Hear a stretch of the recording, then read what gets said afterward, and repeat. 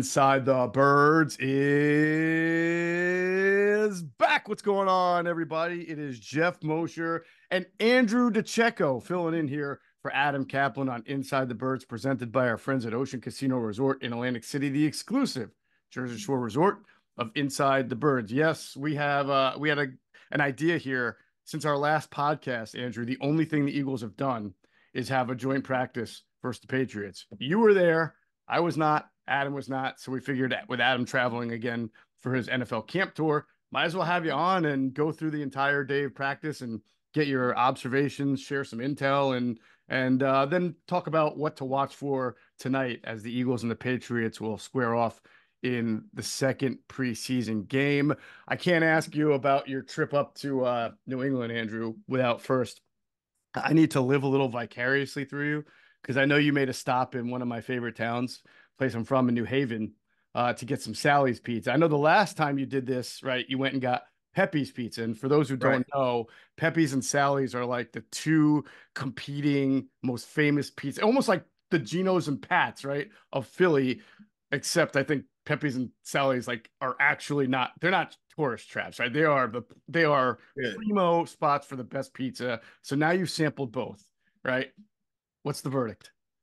Sally's. It's Sally's. It was definitely worth the wait. I waited about 50 minutes. I wasn't about to wait in the line to go sit down. I was in that line for about 10 minutes and it wasn't moving. I quickly went to the takeout online and I Mhm. waited for my pickup. I got a traditional pie, half pepperoni, half hot peppers.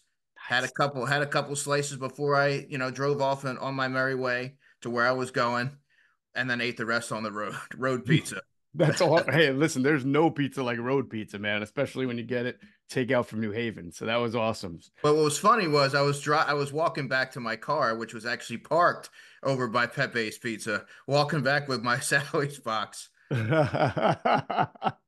Well, I'm sure they're used to that. I mean, they're right next to each other, so they know that, you're going back and forth there. It's very Uh, cool though. It's an interesting area because everyone's walking around with pizza boxes, walking up and down the street, eating it on the side of the road there. It's I haven't had bad pizza. I went last, I guess, after joint practice, I went to the Salty Pig in South End, Boston, and the pizza there was phenomenal as well. So that's definitely a great spot, that New England area for pizza. Look at you hitting up Southie for a little pizza. I like that. Nice job.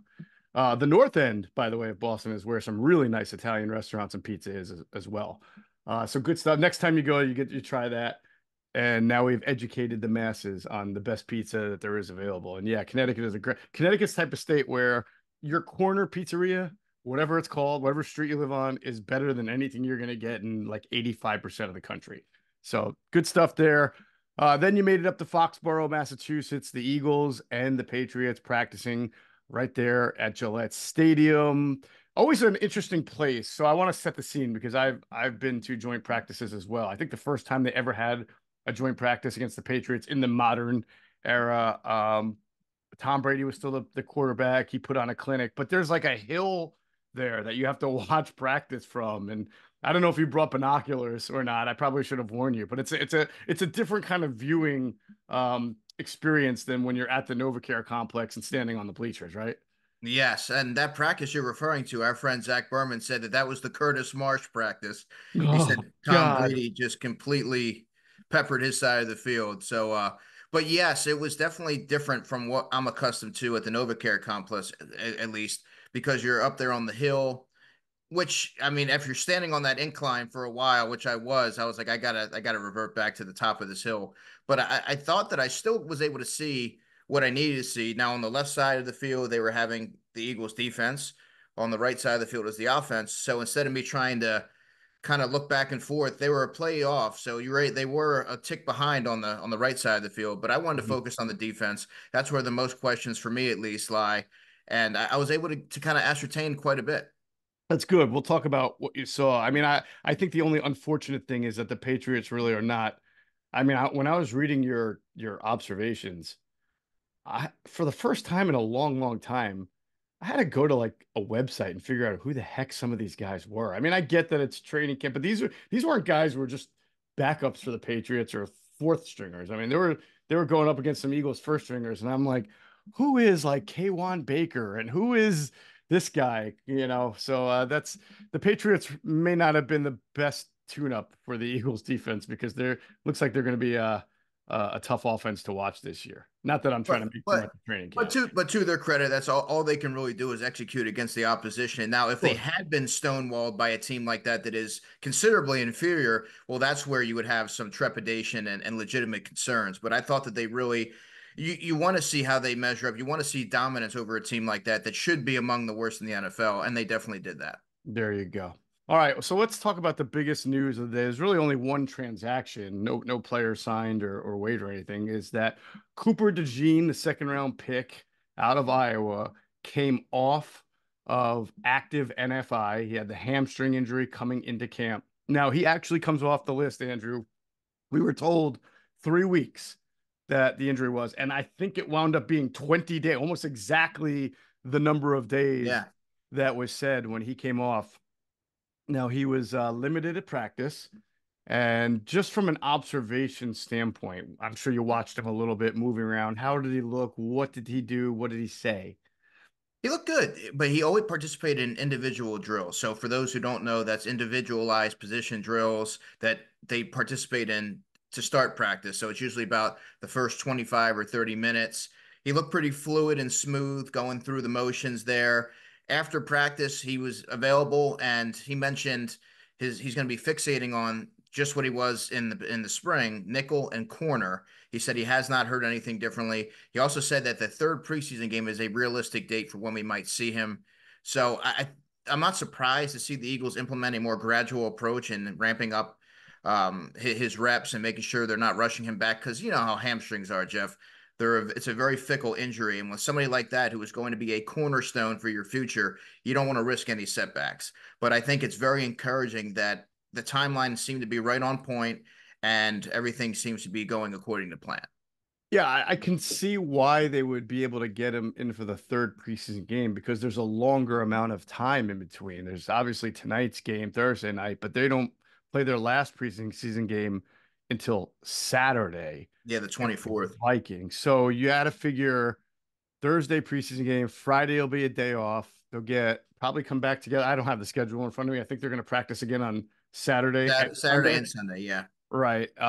So between Monday, then you get the whole next week, really, Monday through Friday. Now, I think there's a day off or a walkthrough in there, but that's okay because they'll still get work in. So it gives him a decent amount of time to get ready. And I would be shocked if he played a whole half. I'm sure that they're going to have to ramp him up, but it made sense. I actually thought he was going to come off PUP the first practice after this preseason game. I'm a little surprised that happened before because you can only really get that one practice in and be limited and it's on the road and I just we'll see.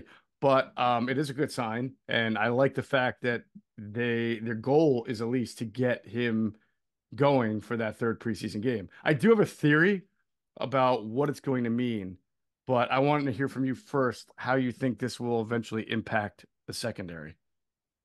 Well, I've always been of the belief, Geoff, that if he had been healthy, he would be the week one starting nickel corner. Obviously, things changed and that altered the complexion of the secondary, and that's why you saw Quinyon Mitchell slide in at nickel. And I think if your goal was to get your most talented group on the field, Quinyon would be included in that, certainly. And he's really taken to that position. Now, the question I have is if Cooper comes back and you put him back in the nickel, does Quinyon go back outside? And if so, does that unseat someone like an Isaiah Rodgers?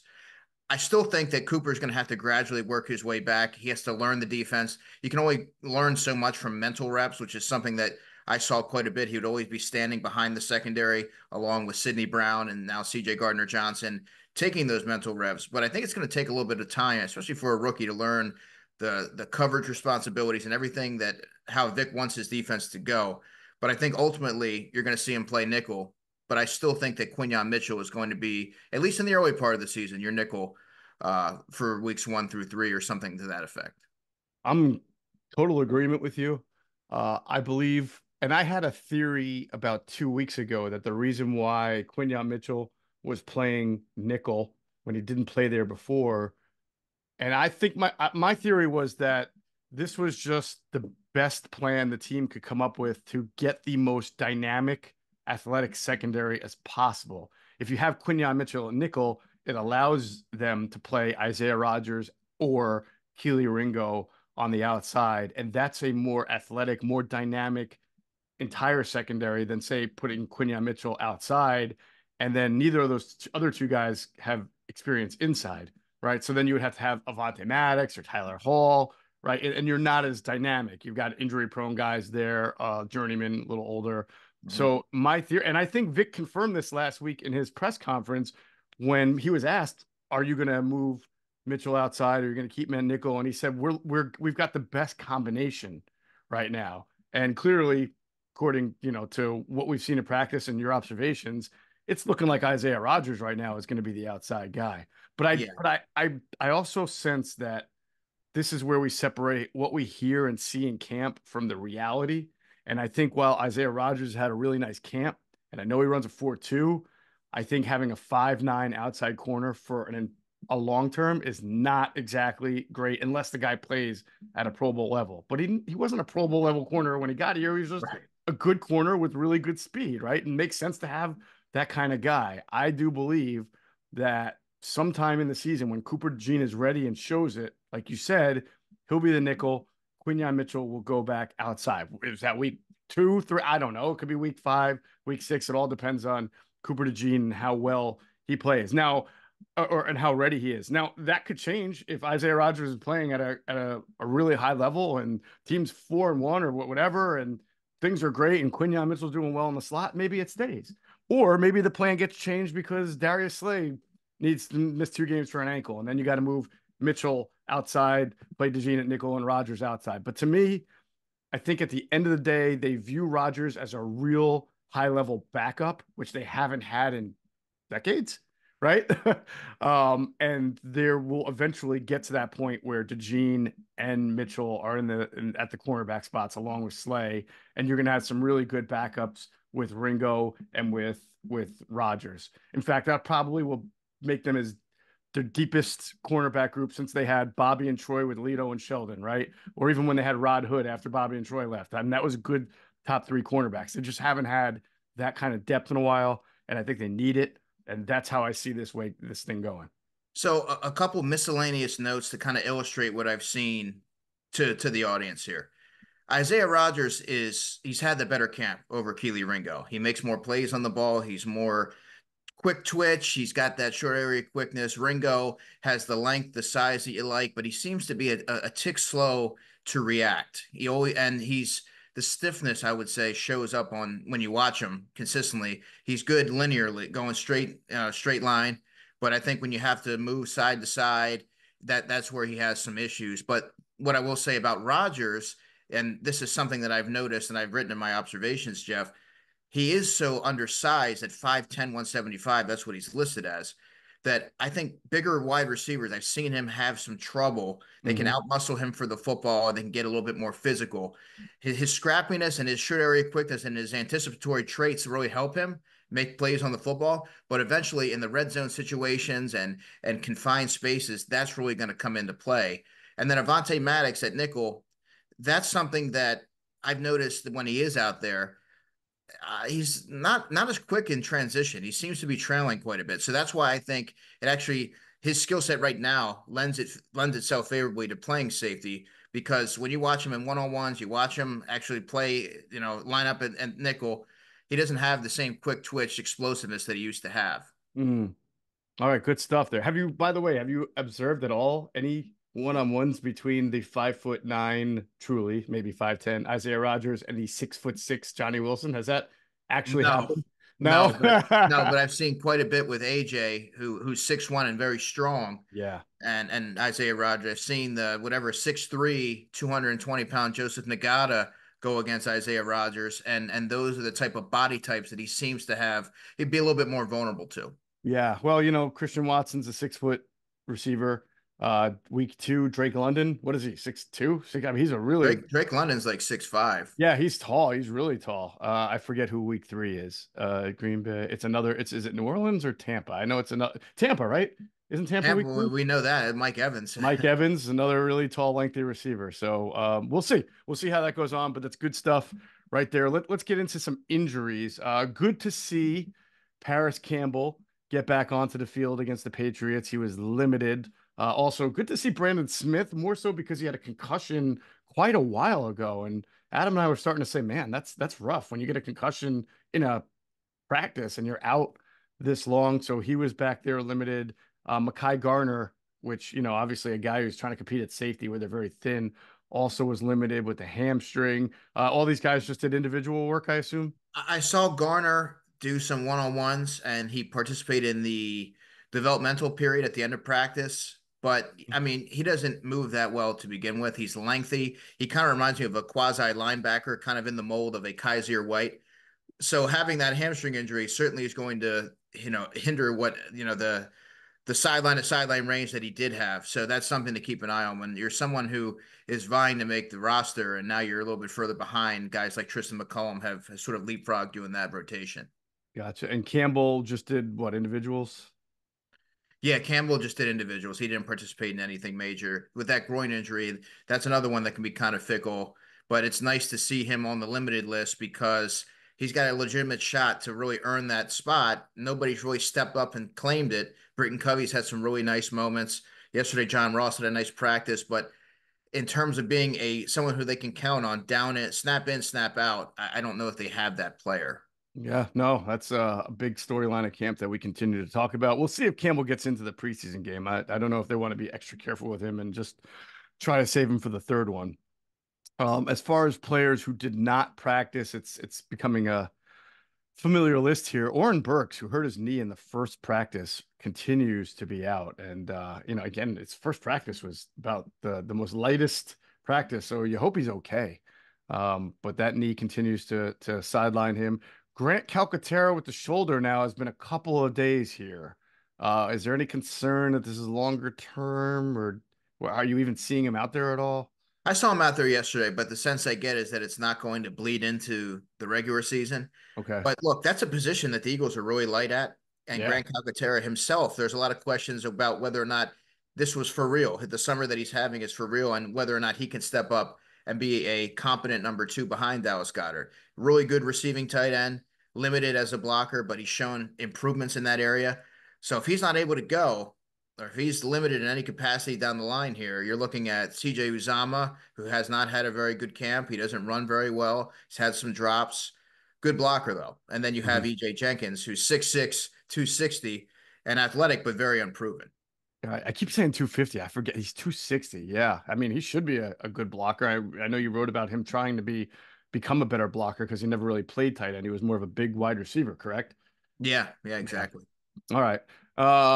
And obviously CJ Gardner-Johnson, we've talked about it. He has a shoulder injury. They keep saying it's not serious, it's not long term, but he keeps being out. But obviously with his injury history, they're pretty much not going to subject him to anything that they don't have to subject him to. So I'm not surprised that they continue to be cautious with him. Albert O, I mean, you just talked about tight ends, right? Albert O out with an abdomen injury, which really has just left him so thin there. Obviously, you're probably getting a good chance to see those the newcomer from New Haven, Kevin Foch. Evan Folch, right? I joke with my friend, you can't spell Foles, Foles, without Folch, or you can't spell Folch without Foles. So maybe this guy's going to be another Super Bowl MVP. Maybe I'll ask him what pizza he prefers in New Haven. There you go. That's right. That would be a great question. By the way, we buried the lead here. I know our friend Brandon Lee Gowton, also went to Sally's and tweeted a picture. He seemed surprised that they have an Eagles jersey there of Jack Driscoll. But because I think people associate Driscoll with coming out of Auburn, but he actually started his career at UConn and Right. he is a Connecticut native. So former Eagle Jack Driscoll having his kind of funny to walk into Sally's Pizza and see an Eagles jersey of a guy that most people in Connecticut probably couldn't identify. I mean, if it was Jalen Hurts, they'd probably at least be able to say, "Oh, okay, I don't know, maybe there's some connection here." He stopped in and gave an autograph, but they probably see Driscoll and they're like, "What? Who's Driscoll? Who is that? Yeah. Yeah, who's that guy?" I never Uh, made it inside, but that's very interesting. yeah. Caden Stearns, safety that they acquired off waivers from the Broncos. He's not practicing yet with the knee. So that is the injuries for guys who did not practice. And we'll get into some notable guys who did practice in a second. I want to pause just to hear a word from our friends at Ocean Casino Resort in Atlantic City. Go to get your game on. Go for the beers Go for the cheers. Go for the hit and the hits. Go for the stakes and the stakes. Go to get your parlay on. Go to get your party on. Go for the scene. Go for the screens. Go for the gallery. Go for the win. Go to Ocean. Visit theoceanac.com to plan your visit. Okay, Andrew, the guys who did practice in spots that of importance, we already mentioned Isaiah Rodgers, left cornerback, Quinyon Mitchell, nickel, Johnny Wilson still getting first team slot receiver reps, and Mekhi Becton still getting first team right guard reps. Man, I mean, the more we get into this, it feels like Becton is just creating more and more distance between himself and Steen. Like that, we keep saying that's a good thing for Mekhi Becton. We will see if that's a good thing for the Eagles' offensive line. This guy's never played guard before. Jeff Stoutland, if he makes this thing happen, it's just another feather in the Stoutland cap. Yeah, very interesting reclamation project, and he certainly widened the gap between himself and Tyler Steen. Tyler Steen was working with the twos yesterday. He put one of the linemen on their backside, and then he got to the second level to the and had a nice block on a linebacker.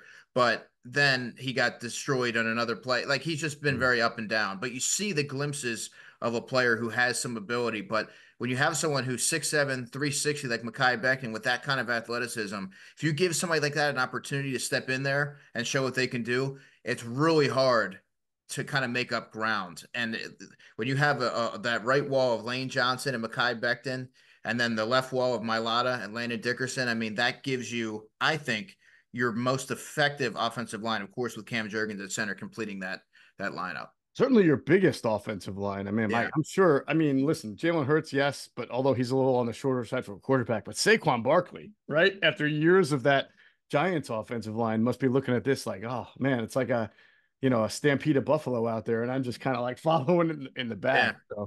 So, what do you sense from just talking to Mekhi about the new environment, the change of positions? Is it? I remember when they asked Andre Dillard simply to play right tackle instead of left tackle, and he made the infamous quote about, well, it's kind of like writing with your left hand if you're right-handed. But does he seem like he's considering himself a guard? Yeah, he's very reinvigorated coming off that tumultuous stint with the Jets. I think it didn't go the way that either the Jets or Mekhi envisioned, but he seems to really be taking to his new position. I think working with Jeff Stoutland certainly helps. I think working with an offensive line as talented as the Eagles have, you don't have to be the centerpiece. You're not always under the spotlight like he was with the Jets. Now you're able to kind of blend right in. You're working alongside Lane Johnson. I think he's just really taken to that position and owning it. And I'm really excited to see what he's able to do because he's very fun to watch in one-on-ones. He's very fun to watch leaning on guys, clearing the way in the running game. So I think the Eagles have their right guard, and I think that this could be I think it will be a better offensive line than last season.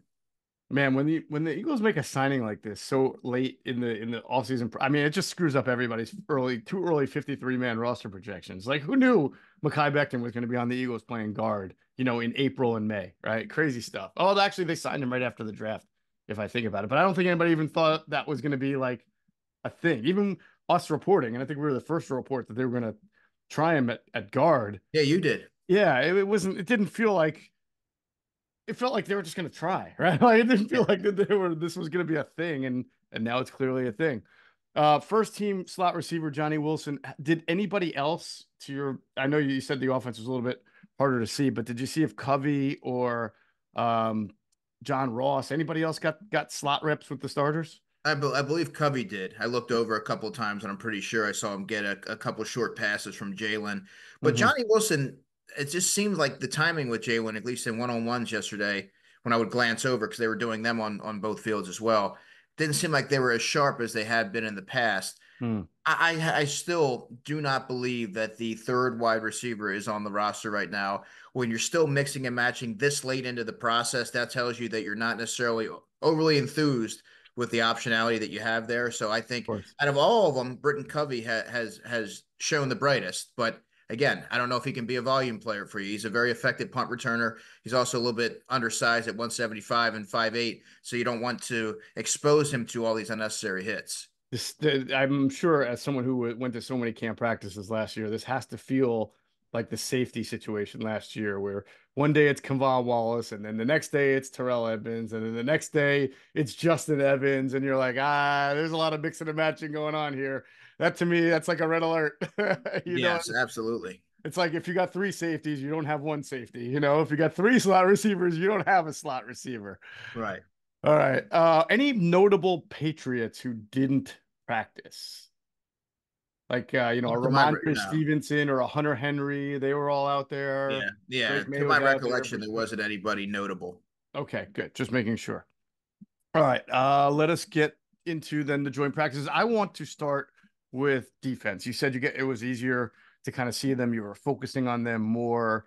And honestly, I think that as you mentioned, there's a little bit more curiosity on Right. that side of the ball, especially when going up against a different offense. You noted in your observations that the Eagles' front six, if you will, seemed to dominate the Patriots up front offensive line.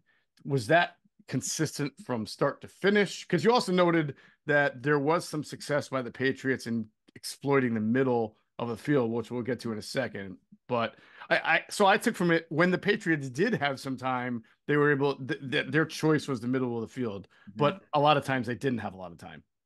That's exactly right. They were very disruptive up front from the beginning. And I think as a result of that, you're seeing guys like a veteran like Jacoby Brissett trying to get the ball out quick and throw it to the running back on a check down or get it over the middle to his tight end and try to take advantage of that second and right between the linebackers and safeties. And they were just sort of taking those, death by a thousand cuts approach to the Eagles defense, which is what I think you're going to see most of the season if they're not able to get home with regularity. But I thought Jalen Carter was completely dominant, as as one might expect going against an offensive line of that caliber. Anyway, Jordan Davis had a good practice. Nolan Smith showed well. I thought Bryce Huff was one of my standout performers of that practice. And then Nakobe Dean even had 2 sacks. Zach Bond had a sack. Ben Van Sumeren had a sack. It would be easier for me to list the players that did not get a sack, which would be secondary players. Uh-huh. But I thought that really illustrates how poor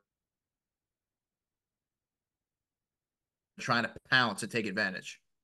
Oh man, I guess this is not your father's Patriots offensive line or your older brother. I mean, Dante Scarnecchia, I'm sure if he was watching that practice, he would be like, what has happened to this great offensive line that used to be here in Foxborough with this Hall of Fame quarterback? I want to ask you about Jordan Davis specifically. Practices have started to stack up now, longer days. They're long practices. They're in the heat. It was humid. I think you wrote it was pretty humid up in Foxborough. Mm-hmm. How is he holding up? How does he look when he has to play a lot of snaps in a row? To be honest with you, Jeff, he's surprised me. He's held up well. It doesn't look like there's any conditioning issues, any ill effects to the weather or acclimating. He seems to be kind of checking off all those boxes. Everything that he talked about in his availabilities about being in better shape, knowing that the onus falls on you and Jalen Carter to be the centerpieces, be the focal point, those building blocks of the defense for the future. Fletcher Cox is no longer here. I think they're really taking on an increased responsibility. They are very well aware that the defense's success is predicated on their ability to be able to perform. Mm-hmm. So at least right now, there hasn't been an issue. But it's not always about right now. You have to look about November and December. What kind of Jordan Davis are you getting then? That's Right. where I think you're ultimately going to be able to make that distinction. Are you getting any sense of what the first team pass rush, four-man rush is going to look like, and just about how much you think Vic will, I don't want to say blitz, but use the sim pressures we've talked about where you're blitzing a linebacker and dropping an overhang. It's still a four-man rush, but it involves an inside linebacker rushing and an overhang dropping. I would say consistently I've seen Huff, Sweat, Jalen Carter, and Milton Williams, I would have to imagine would be involved there.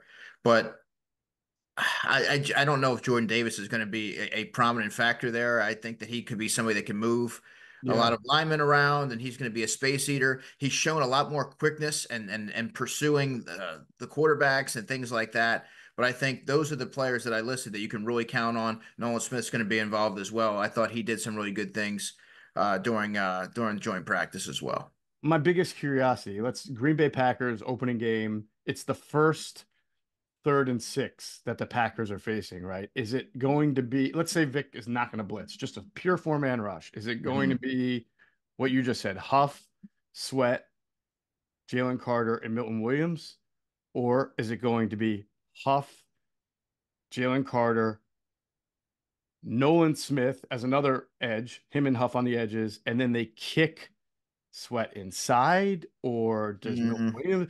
I mean, it seems like you have some pretty good pass rushers here competing all to be in that 4th spot between Sweat and Nolan Smith. Brandon Graham's going to have to get a certain amount of reps. Nah, he'll have multiple lines, but I'm just wondering about that first 3rd down. When he puts his stamp on that game saying, these are my top 4 pass rushers, we know Huff's got to be out there, right? We know Jalen Carter is going to be there as an interior rusher. But the big question is it, who are the next 2 between Milton Williams, Nolan Smith, right? Brandon Graham and Josh Sweat. Josh Sweat, right? Yeah. To me, it would be Josh Sweat and Milton Williams. Okay. I think no one's going to factor into this, but I think initially Milton Williams gives you a little bit more beef up front, a little bit more physicality, the hand usage and everything like that. He gets a lot of penetration through the line, so I think that right there gives you the best chance at getting home and creating a big play. And of course, let's say that's whatever, the Packers convert it, they get 1st down, but maybe 2 plays later, a 3rd and down again, and now maybe you see Nolan Smith and Moro Jomo in there because he's had such a nice camp, and instead of Milton Williams and Josh Sweat. Because I do believe, because we've seen this even last few years, when they're uncertain at certain spots, you see a lot of mixing and matching still going on for the first 2 or 3 weeks of the season until guys get settled into their roles and until the new coach like Vic and all of his get familiar with what they've actually got in real gameplay situations. Yeah, I'm glad you brought up Moro Jomo. He also had a sack yesterday as well.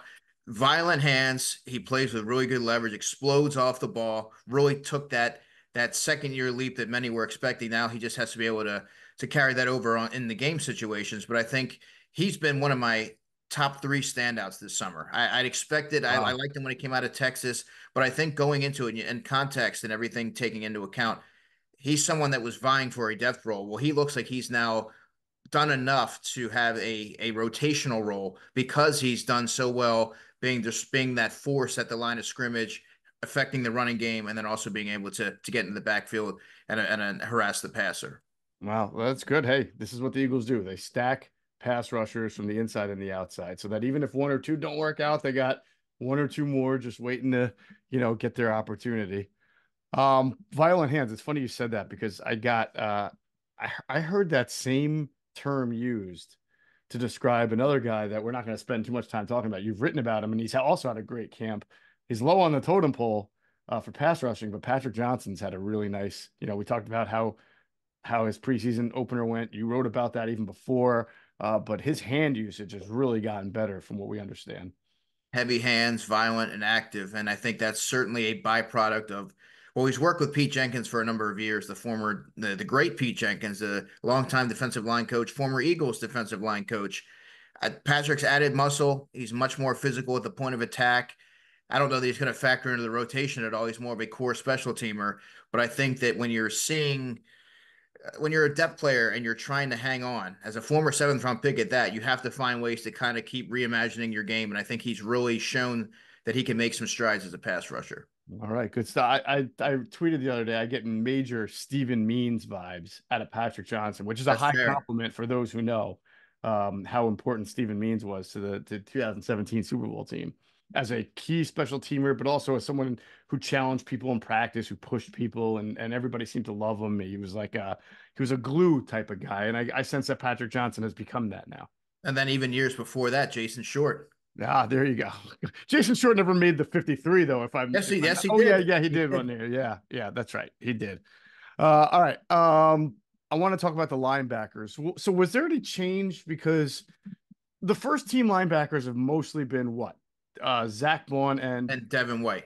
Okay. What did you see against the Patriots? So when they opened up with 11 on 11, it was Devin White, and alongside him was Nakobe Dean. Now, Nakobe Dean, I think, unfairly gets a lot of pushback. Whenever you mention Nakobe Dean's name, there's a lot of skepticism that surrounds that. Well, I think the fact that on day 12, now it's Nakobe Dean starting, that might be an indictment on Zach Bond, but I think that also is a testament to the summer that Nakobe's having, steadily showing progression, learning to how to acquit himself in space a little bit better. I thought he really struggled in coverage, particularly against running backs and tight ends earlier in camp. Still had some blemishes yesterday, but he was not exempt. Like he wasn't the only player. But I think that you're seeing a lot more of a physical, commanding presence at that second level, really good at attacking downhill. But I thought he also did some good things in coverage, had a pass breakup that resulted in a Zach Bond interception in the end zone. He got a hand in against Austin Hooper.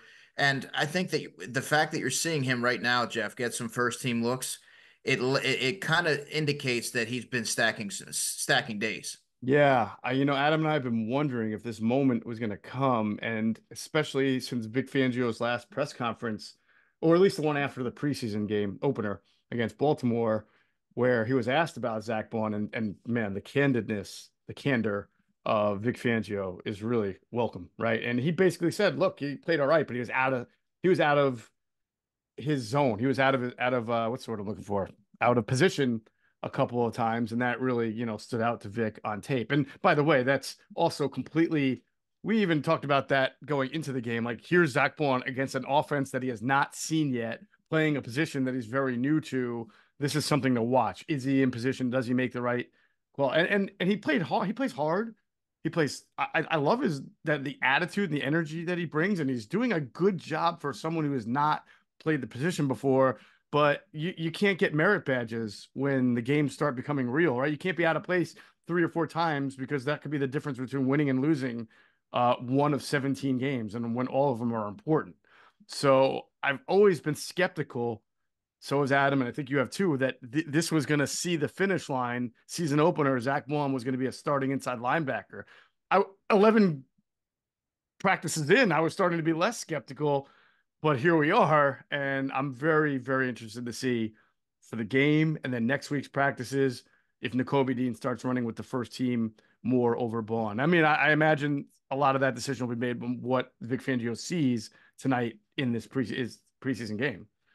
Right. Zach Bond has had a good camp, but the preseason games is where the rubber meets the road. Yeah. That's where you see if it correlates. And to me, he looked out of place. And that's something that we've all talked about, that we had some skepticism about him being anointed as the starter. And I said that when the dust settled, I ultimately believed that Nakobe Dean will be the starting linebacker opposite Devin White. I just think that he has too much. I think he's a cerebral player, but I think he's also a player who gives you a lot more explosiveness and playmaking ability. He's also played the position before, so that also helps. But the Eagles invested a third-round pick in him. They've worked with him. They've developed him. I think that Vic seems to be pleased with what he's seen from Nakobe, at least in since that preseason game.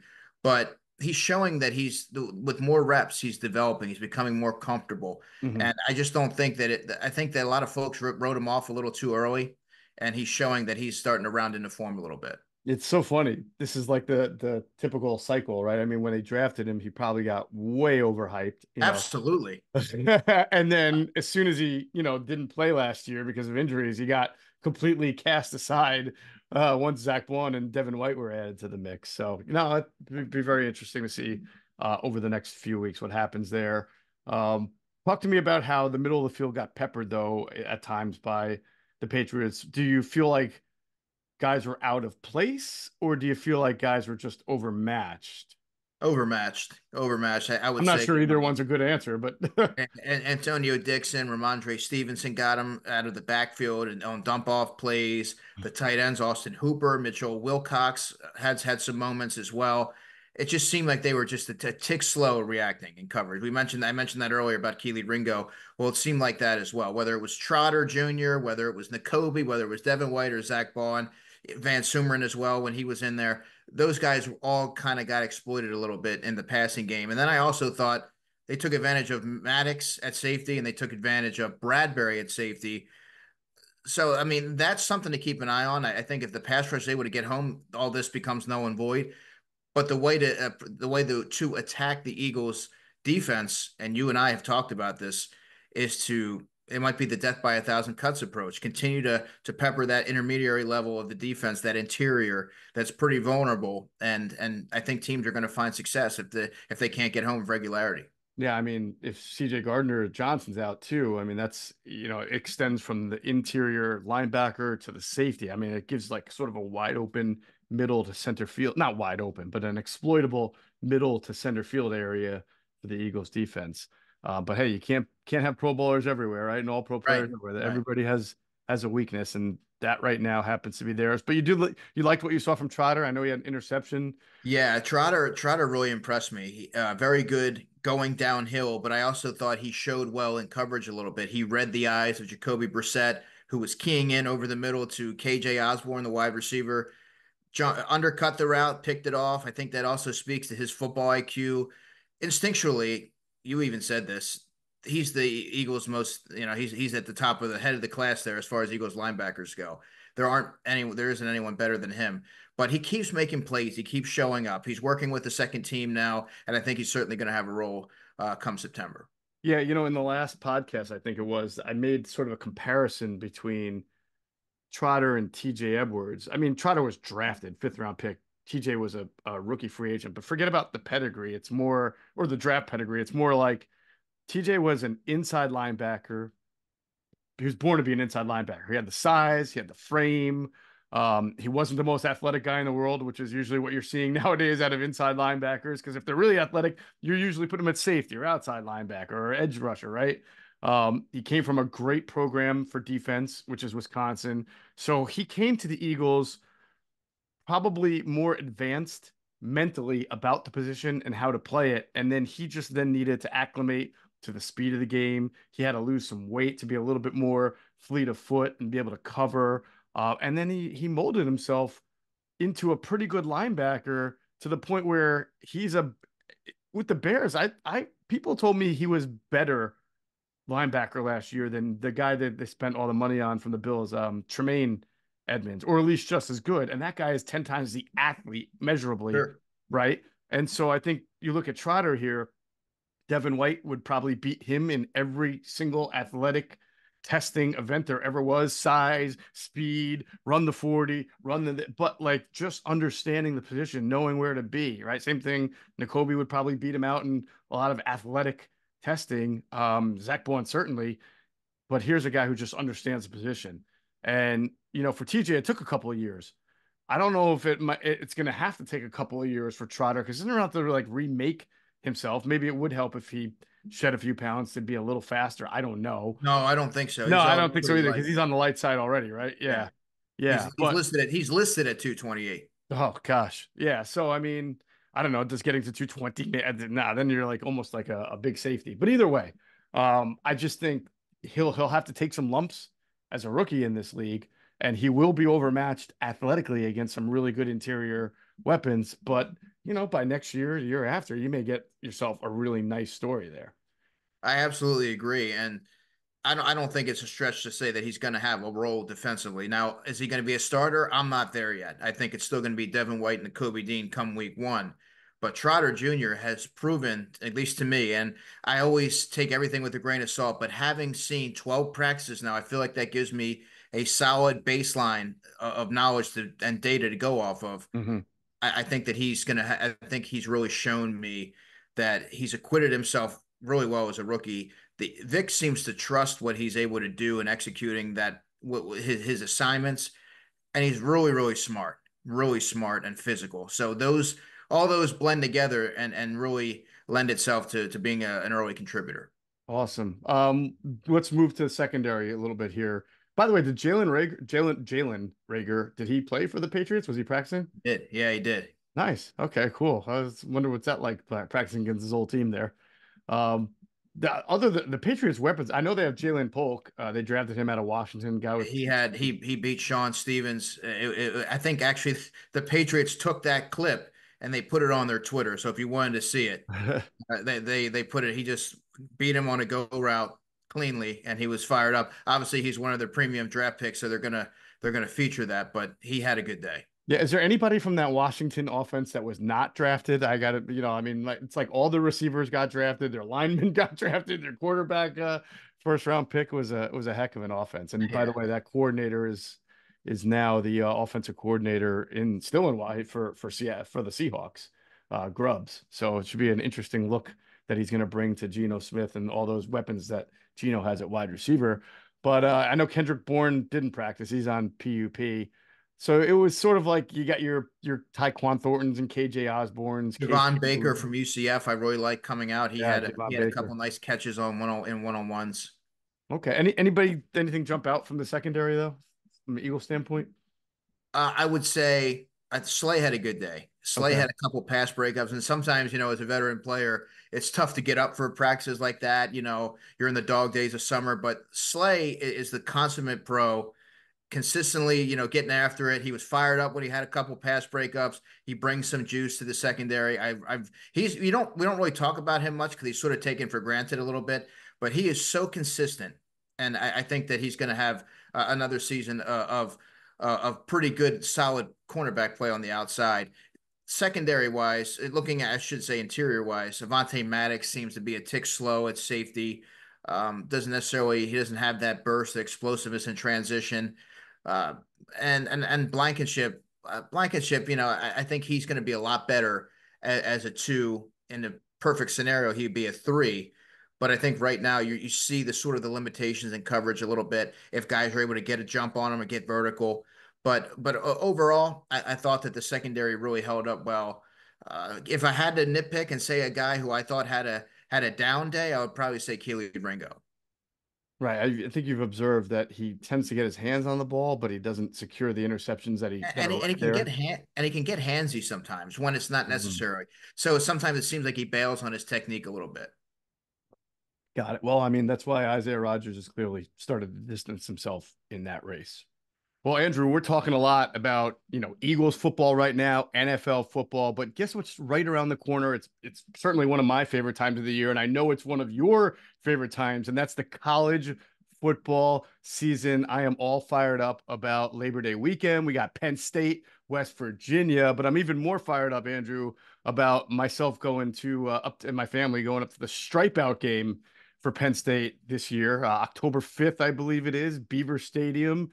It's going to be awesome. And I'm getting my tickets on the Game Time app. We talk about the Game Time app all the time. They have this new feature called Game Time Picks. It makes getting tickets to see your favorite team play live even easier because it filters out the fluff to show you only incredible deals on great seats so you don't have to waste time searching through thousands of tickets. This is important for me because Andrew, I know I know you've been to a lot of college football games, stadiums. I'm way into my 40s. I'm closer to my 50s, right? I don't need student section seats. I love the student section. No disrespect to the student section. I was there when I was a student, but I'm not trying to find seats in a section where I'm going to get pelted in the back of my head with like cups. And so every time a touchdown is scored, we used to do that, but now I'm older and mature. I know where my sections are. So it helps me that Game Time can kind of just give me the best deals in the sections that I already know I want to sit in instead of going through the whole stadium. So that's one of the great deals they have. It's a super deal, and it's so good because it's among all the tiers of separate deals that they have that you find on Game Time, the Game Time picks that just make the user experience so much better. The app allows you to customize your spot and the supplemental as an inspiration.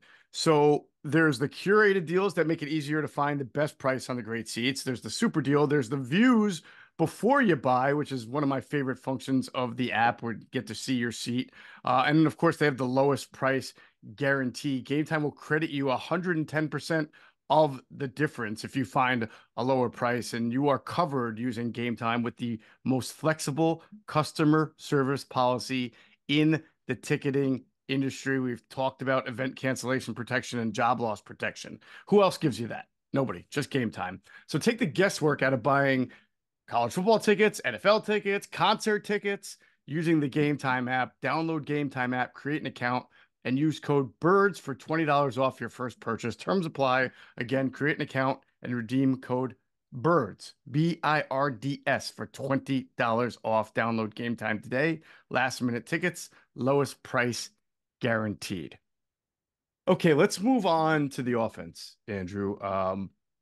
not spend as much time. I mean, the Patriots defense is okay, and it is a practice. The quarterback doesn't get sacked. Anything jump out at you? You wrote that Jalen Hurts had his normal ho hum day. I want people to understand ho hum doesn't mean bad, right? It just means like he's been stacking good practices Yes. upon good practice. It's what you've come to expect from him now. Very, very efficient. The ball placement, Geoff, is something that I really came away with. I jotted that down multiple times. His pinpoint accuracy on the money. It was a really, really heavy AJ day. It was a really big AJ day. Devontae had some good reps as well, but AJ got some really good work against Christian Gonzalez, the Patriots' first round corner of 2023. But there weren't a lot of explosive plays. There was a lot of timing based plays, a lot of intermediary routes that they were running, and AJ is just so good. He had about 10 or more targets yesterday, and Saquon had a really nice wheel route. So those are a couple of the things that really stuck out to me in terms of offense. But there wasn't the vertical plays that you saw when the Eagles and the Browns had the joint practice last year. I thought that was sort of like a bombs away, more explosive, more dynamic playmaking. But this was just very effective and timing based. So I get an optimistic feeling in a joint practice when I see that Saquon Barkley catches a wheel route, because now you're facing a different defense. Now it's as close to a sort of a real atmosphere as you'll get. And we have been tricked by the old throwing the ball to the running back ad nausea in Eagles training camp practice, only to not see that happen in a real game. So when it happens in a joint practice, when you're game planning like it's a real game, it makes me think, okay, this might be a thing this year. I really do think it's going to. I think it won't just be exclusive to Saquon. I think Kenny Gainwell, and to a degree, when he's up to speed and they feel comfortable, Will Shipley will as well. And also looking at the offensive line, Geoff, I would say that the Patriots got decent amount of pressure in that practice. Every time I looked over, it seemed like, well, Hurts was able to get the ball away, but it seemed like the offensive line was having some struggles with them containing. They got a little bit more pressure than I thought they were going to get coming in. Matthew Judon, of course, had a strong day, but overall, I thought it was a really clean, effective performance from the Eagles offense. Yeah, I was going to ask if you felt that you saw that pressure come from the edges, come from inside, a little bit of both. I think it was a little bit. It was just a little bit of both. Yeah. Hard to tell when you don't have you can't rewatch it on tape. Yeah, and you're glancing over, but to me, it just seemed like they were bearing down a little bit. Every time I looked over, like, oh, they got a little bit more pressure than I thought, than they probably should have. But this is where you fine tune things. That's what joint practices are for. The Eagles, I don't think that's certainly a cause for concern, but something to make note of. No, I remember a couple of years ago. I mean, the Eagles went to the Super Bowl. They went down to Miami. Adam and I were there, and my God, the Dolphins were just blitzing and blitzing and blitzing. And, Jalen Hurts was just checking it here and dumping it there. And it seemed like a very unspectacular, to the naked eye, in real time practice. And it seemed like the offense sort of was in defensive mode all the time because the bodies were flying at him. And the next day, Nick Sirianni came out and said this was one of the best practices the offense had. And it was sort of a head scratcher. But the context was that with all those bodies flying at him, you're worried about turning the ball over. You're worried about interceptions. You're worried about, making the wrong decisions, being rushed. And the offense was able to move methodically in the face of a lot of pressure without turning the ball over and making the right decisions. So it was understandable what the point Nick Sirianni was making. To the naked eye, it might look like, just dink, dunk, this, that. But that was what the offense called for that day in the face of heavy pressure. So the fact that you're saying that the offense was able to move the ball, maybe they didn't get into the end zone, but they moved the ball all right against with pressure. As long as that's extra man pressure. If guys are getting beat, one-on-one, that's not great. So we'll have to see how that translates to tonight's game. Yeah, absolutely. That's why I just see the value in joint practices. I have more value. I place more value on those than I do the preseason games, but that's what they're for. Gotcha. Last thing, the slot, you said you didn't get to, it seemed like a heavy AJ and Devontae day. So really not a whole lot of production from the tight end or the slot. Obviously you have Goddard out there. Was he able to get much play? Yeah, he had a handful of targets, but it was a really big. If you needed to, there was one takeaway from that practice. It was like, yep, the offense is still going to run through AJ and Devontae in the passing game because they were the first and second reads, and they win with regularity. Awesome. All right. Quick note on special teams. I guess there was almost a little skirmish there because of some extracurricular.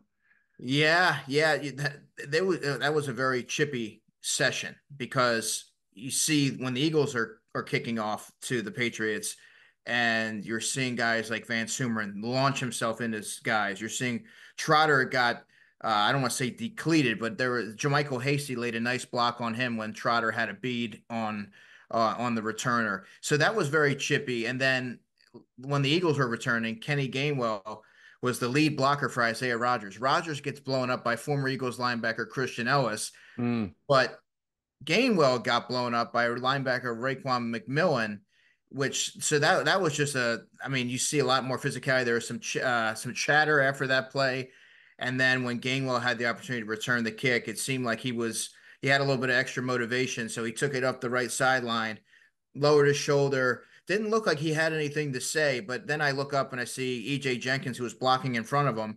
He got into it with somebody. Gainwell was in the mix, and then both teams sort of converged, and it was quickly separated.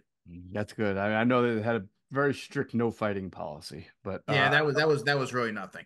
yeah. You mentioned in your observations again on InsideTheBirds.com, Andrew's been writing every single day, great stuff, stories, observations, trend stuff. You mentioned that Jacob Harris was added to kickoff coverage, which Jacob Harris had a nice game in the preseason opener and made a couple catches, showed a little separation there. Now, Grant Calcaterra is usually on that first team kickoff coverage, and he's hurt with a shoulder. So maybe, as you wrote, there's the cause and effect there of why Jacob Harris is now on first team kickoff coverage. But I mean, they could put other players there. But so the fact that it went to Jacob Harris, I think, speaks highly for him.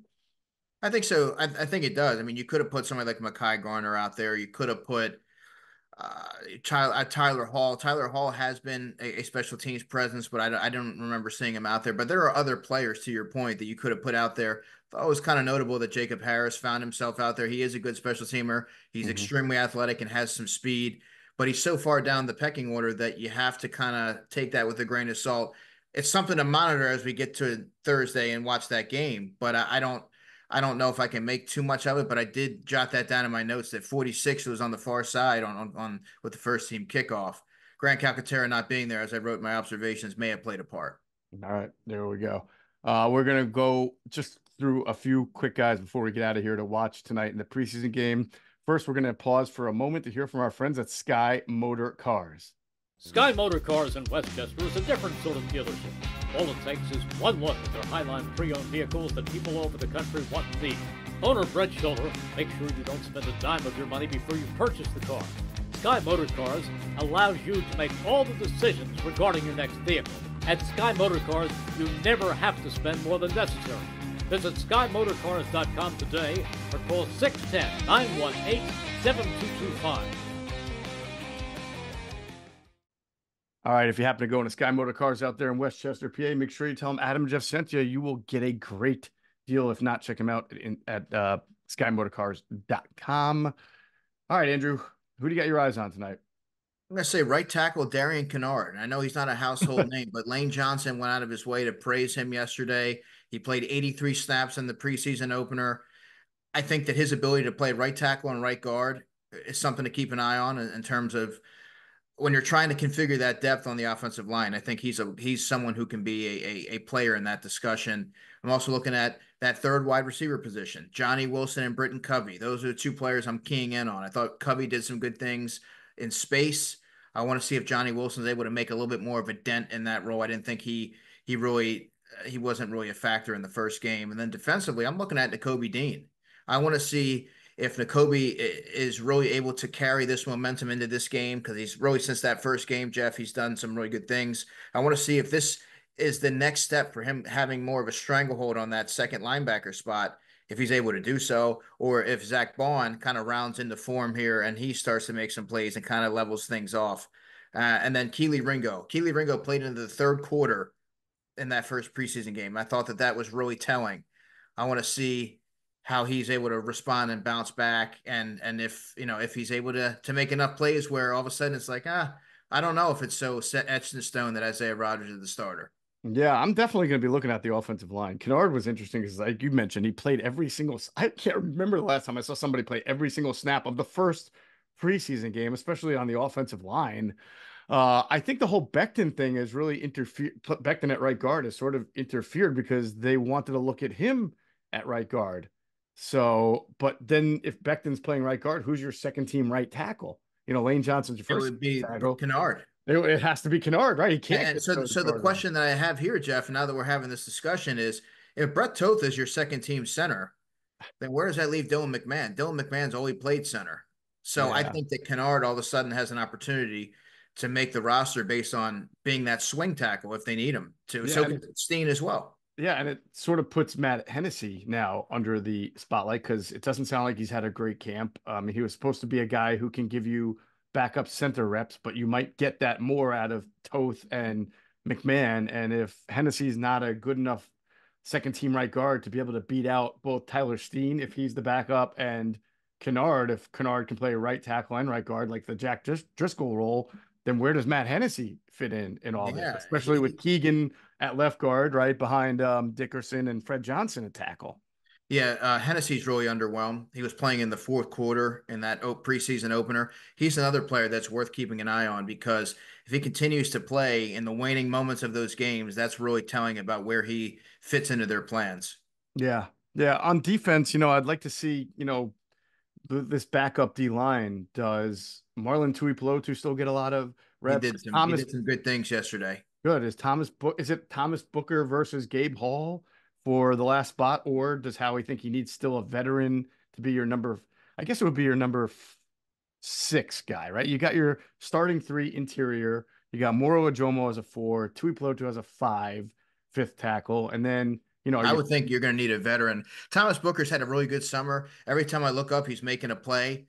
But I think that may just be a byproduct of going against, fellow third teamers. I think he's someone that you can keep on the practice squad, continue to develop. He's a third-year player. I think they really need to add a veteran to that group, someone who they can lean on if they need somebody to take on additional snaps. Right. Or you go maybe a little thin there and just have more guys on the practice squad, a veteran on the practice squad, a Booker on the practice squad, and arm yourself with more bodies if you need. And obviously Tanner McKee, I always we don't get to see a whole lot of reps or hear a whole lot about him in practice, but I thought he looked, for a guy who's known as a pocket quarterback and sort of concrete, I thought he got out of the pocket a couple of times on a throw and looked a little bit more fleet of foot than I remembered. Yeah, I would say keep an eye on Tanner McKee. I think he's done some really good things. When in practice, Jeff, the third team doesn't get a ton of work. And with him operating almost exclusively on the third team, I think the Eagles have made a conscious effort to get him work with the twos so that they could really continue to see his development through. He's done some nice things. He throws the ball with a lot of touch. Right.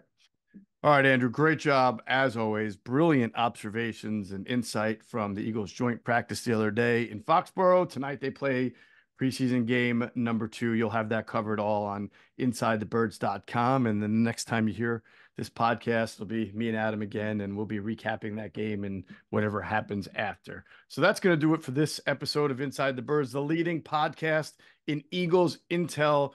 As always, we thank you for flying with us inside the birds. Be sure to check out our friends at PHLSportsNation.com. They're enhancing the fans' experience with their coverage of all Philadelphia sports teams. For the fan, by the fan is their motto. So make sure you check them out at PHLSportsNation.com and on Twitter at PHLSportsNation.